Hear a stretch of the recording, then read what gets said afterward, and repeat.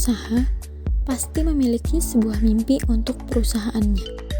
Namun, untuk mencapai mimpi tersebut pasti memiliki berbagai rintangan. Salah satu rintangan yang sering dihadapi adalah pendanaan. Dan untuk mengatasi hal itu, pengusaha membutuhkan pihak ketiga seperti go public. Go public atau dalam dunia bisnis sering disebut initial public offering, yang merupakan bentuk penawaran saham dari perusahaan kepada masyarakat luas atau publik untuk memilikinya. Dengan begitu, perusahaan akan tercatat sahamnya di Bursa Efek Indonesia. Intinya, yang tadinya perusahaan itu tertutup, kini sudah menjadi perusahaan terbuka. Di satu sisi, BEI pun terus memberi dorongan kepada para pengusaha untuk mencatatkan saham perusahaannya di pasar modal. Tujuan dilakukannya go public. Yang pertama adalah dari aspek finansial.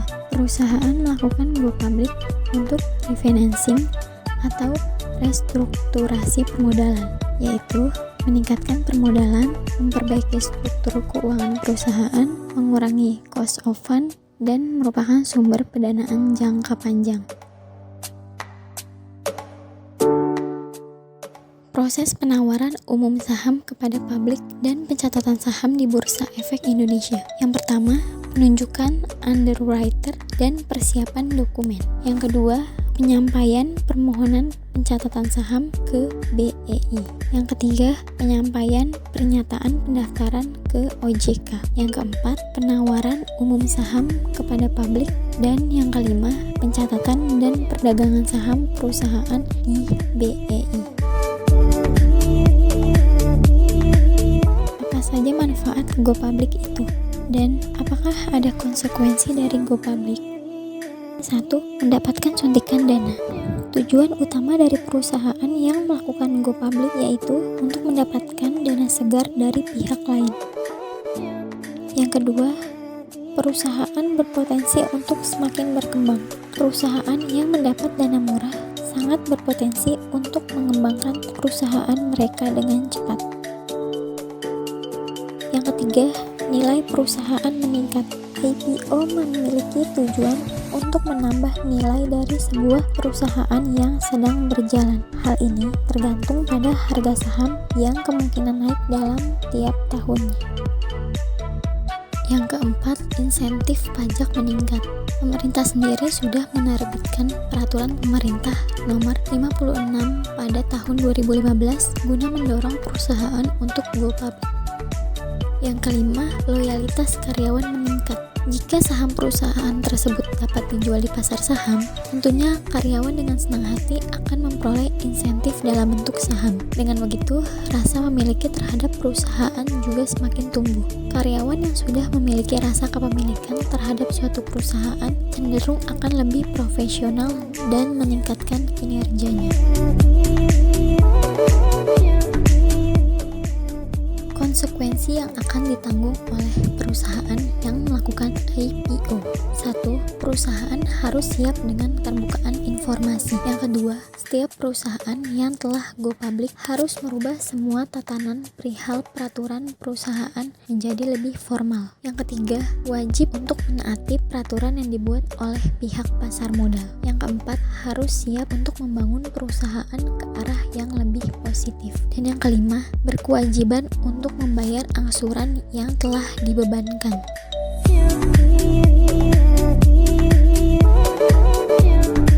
Apa sih itu indeks?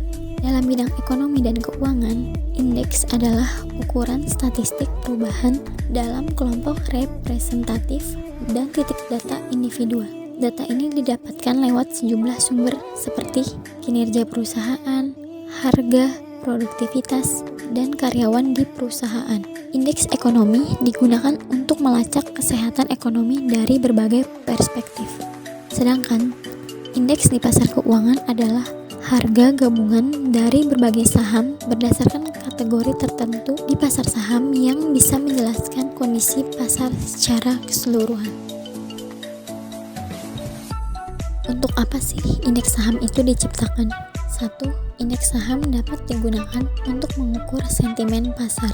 Yang kedua, indeks saham dapat dijadikan sebagai produk investasi pasif, misalnya reksadana indeks dan ETF indeks maupun produk turunannya. Yang ketiga, indeks saham dapat menjadi benchmark bagi portofolio aktif. Yang keempat, indeks saham menjadi proksi dalam mengukur atau membuat model pengembalian investasi maupun kinerja yang sesuai risiko. Berikutnya, contoh perhitungan dari indeks harga saham.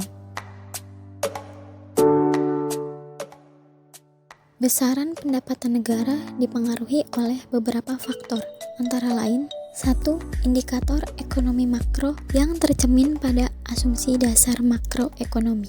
Yang kedua, kebijakan pendapatan negara.